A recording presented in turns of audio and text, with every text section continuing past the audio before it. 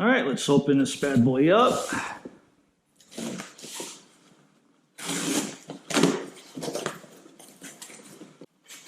There it is.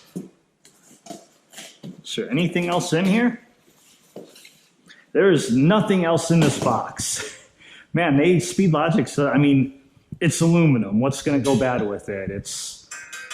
This is like insanely light, like crazy light. And it costs $300. So it's not cheap. I wish I was sponsored by them. I did reach out to them saying, hey, I'm interested in this, you know, gonna do a video on it, going to the big showdown, get you some exposure, but they never responded. So yep, I had to buy it. Actually, I had like an $8 coupon, so I paid like $291 plus tax. Let's weigh this up really quick though.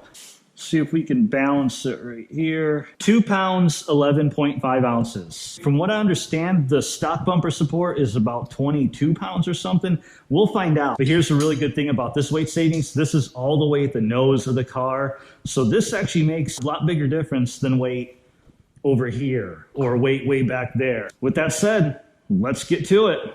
Okay, so step one in installing the lightweight bumper support is you have to get to the support. To get to the support, you gotta pull the bumper cover off. And as you can see, we already did that. And I'm not gonna show you in this video how to pull the bumper cover off because I had to take it off anyway, well, for the support, but also for other things. So I decided to make that its own video. And I'm gonna go ahead and put up a link right up here or here, one of these corners. I also put a link in the description. That is step one. Once you have that off, as you can see, you have this. This is called an absorber. On a Challenger, there's plastic. A lot of cars, this is actually styrofoam. And that is the stock bumper support right there. So first, we need to pull this off to get access to the bolts. So it looks like there's some tabs in here and a couple push clips. So actually it looks like I see 1, 2, 3, and then tabs 2, 3, 4, and on the bottom as well. So let's go ahead and get those off.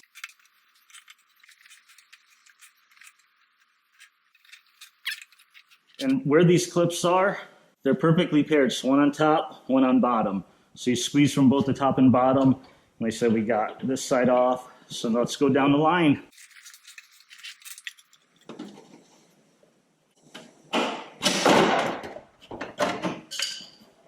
Okay, one absorber. Okay, now for the bumper support, you can see there's 4 bolts.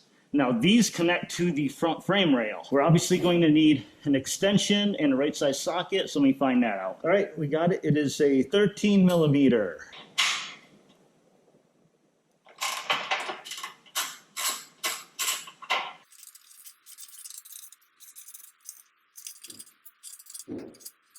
Okay, now these bolts are actually pretty nice because as soon as you break them loose, you can take them off by hand.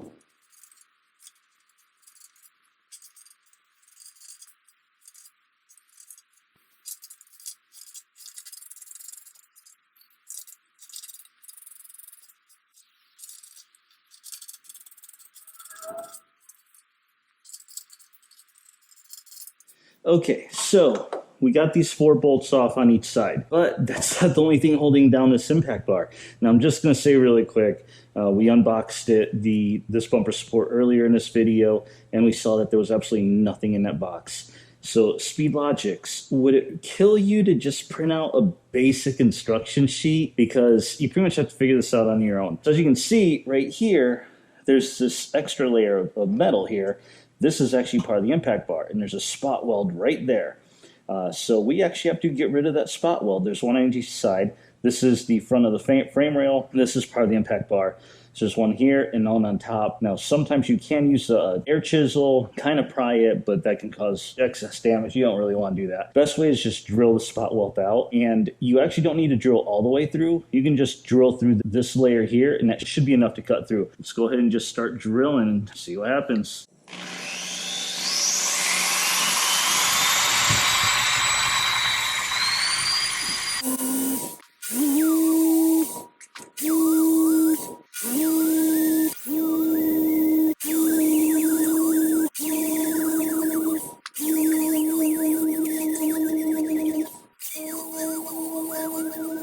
This is a very dull drill bit. I have no idea how old it is. Let's go ahead, grab a screwdriver and just see if we got it. Oh yeah. Oh, actually went too far. So you see right there, that was enough. You don't actually have to drill all the way through, just enough to release that. Okay, so now that other drill bit, I believe was 9/32. This one's a 1/4 inch. It's close to the same size, but it's titanium coated and it came out of a set that hadn't been used before. So hopefully this does a little bit quicker job.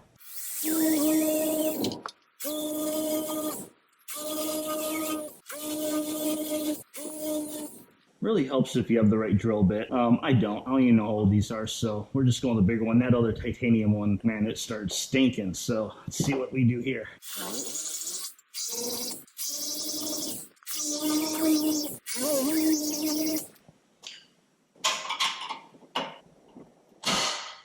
Okay, so the top welds is covered by this. Let's go ahead and pop these off.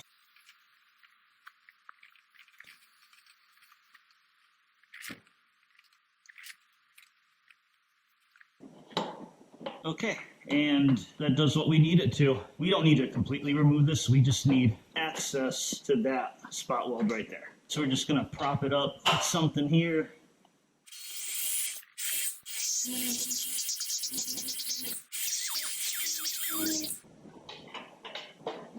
All right, I see it cracking.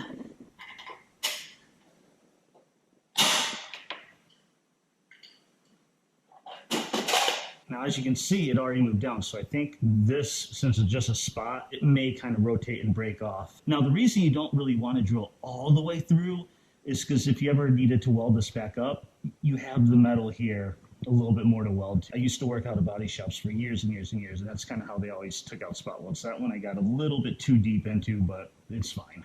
So you said this one's kind of just rotating.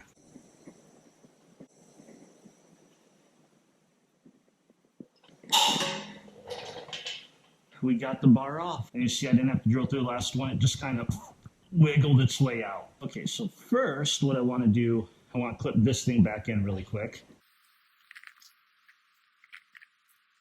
Now with that off, time to put this on here. It just goes just like that. And obviously you reuse these same bolts.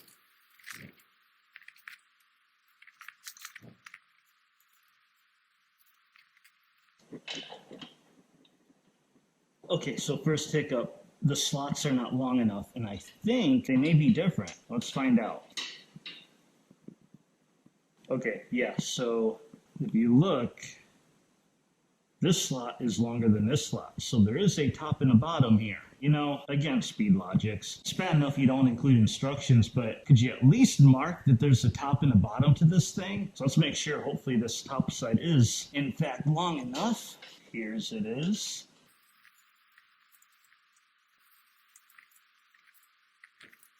Now it fits, and it fits good. There's no side-to-side movement. Clearly, they don't do a very good job of centering it because this center bar is not centered, but I mean, it is what it is.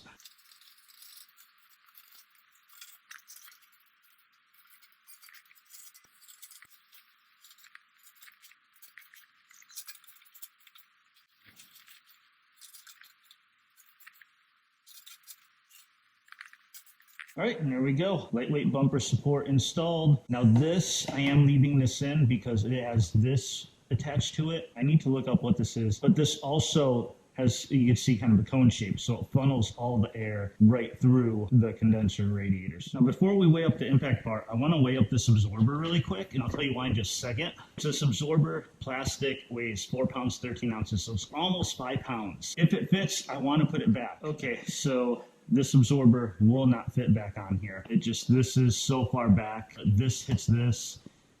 It's just not going to fit. I mean, this absorber doesn't really do anything. It's rated for, I think, either 5 miles or 2.5 miles. What that means is they could take a 5-mile-per-hour hit and only damage the absorber and nothing else. A lot of bumpers now are actually just 2.5 miles an hour, meaning anything faster than 2.5 miles an hour, you're going to cause damage behind the absorber. So I'm not sure if this is a 5 mile per hour or 2.5 mile per hour, but that's really all it does. Now let's weigh up the stock impact bar.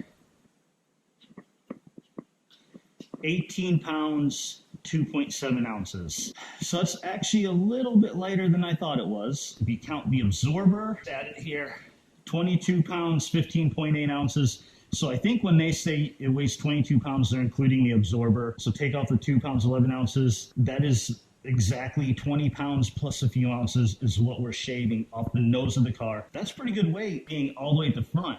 And if you know about geometry and all that stuff, you know, obviously the rear wheels is where the traction goes, the weight's in the front, levers, the 20 pounds feels heavier up here than it would back there. Math and all that, or science, physics, I don't know. Okay, now I do want to talk about one more thing. So I want to talk about an issue that comes up with this bar, and that is it's not going to handle as much impact as the stock bar. That is pure steel. It's going to take a big hit. This one won't. So there's talk about, you know, does it compromise safety? How much safer in the front end impact? First, there's a question of airbags. Now, I'm just going to say right off the bat, this is all my opinion. None of it is fact. Take it for what it is. I could be completely wrong, so I take no responsibility on anything. These are just my thoughts based on my prior experience. As far as the airbags go, there are no airbag sensors on this impact bar. Not on a stock one, on this one, nowhere. As far as the timing goes, yes, this impact bar will crush a lot faster in an impact, but as far as the sensors go, it shouldn't have any difference. I mean, just think of it this way. If you're doing 30 miles an hour, if you crash straight dead on into a gigantic stack of hay bales versus a solid brick wall, both scenarios are going to cause quite a bit of damage. Both scenarios would definitely trip the airbags. But the speed at which everything crushes is obviously with softer hay bales is going to be slower than a brick wall. So how fast this thing gets crushed in is going to change depending what you're hitting, how fast you're going, all that stuff. So I don't think, in my opinion, again, opinion only, it will affect the airbag lights. Now, as far as protecting all this stuff in the front, yeah, this thing isn't going to protect it nowhere near as good. So if you hit something going 10 miles an hour, 15 miles an hour, there's a chance that you may cause a bit more damage to this front than you would with the stock impact bar. But there's one benefit, I think, and that is, now to have these drill bits kind of example, say these two are your frame rails and this is the impact bar, it connects them in the front here. With the stock impact bar, I've seen several times where there's a minor impact, hit the impact bar in the middle, and it bent it in half. Now what would happen is as it bends in half, the points that are connected to the frame rails, it would actually suck them in and bend your frame rails in. Now I've seen that happen a lot. It's actually happened to me. I had an accident a long time ago. Impact bar got damaged and it actually bent one of the frame rails in because as it bent in, it pulled it over. So with this being softer and aluminum, the aluminum is going to give before it actually bends the frame rails. In fact, I don't think it's going to be strong enough to bend the frame rails. So that's my thoughts on safety. Now, one other thing I want to address. Some people actually just took this bar off completely. They didn't even buy the lightweight support, they just took the stock one off and left it off, which you could do that, but then you have zero protection in even the lightest impacts and you're going to cause a lot more damage. But here's the other thing. These do connect to the front frame rails. Say, what is more structurally solid? If you have your frame rails like this, you have the fronts pointing out, the engine is in the middle here, and you have your engine cradle towards the middle. This, not very structurally sound, but if you add something right here, it solidifies the structure. It makes a box shape. It boxes everything in. That box is much stronger structurally than without it. Okay, now before we wrap this up and get the bumper cover back on, there's one more thing that you have to make sure you do. We have exposed bare metal on the frame rail from where we drilled the spot weld. Now this is especially important if you're up north, but we need to cover this up because we don't want rust taking hold of it. The best way, just put some touch-up paint on there and that'll be fine. If you don't have touch-up paint, here's a cool little tip. Nail polish. That's right. Get some nail polish. It works, it's lacquer and it actually works for this purpose. It's just one of those things that you can do. So let's go ahead, get these touched up. Now I'm not going to force you to sit through watching me give my car a manicure here, so we'll just cut to the chase, finish this up. All right, all painted up. So we got the bare metal covered up. We're good to go. So there you have it. The only thing left to do is get the bumper cover back on, but you don't need to sit through that. I already had the video where I took it off. You can just go back, watch that video, and just do everything in reverse. So if you got it off, you should be able to put it back on, no problem. If you got one of these supports, hope it helps since Speedlogix doesn't give you any type of instruction whatsoever to help you with it. So as usual, like, comment, please subscribe, and I'll see you in the next one.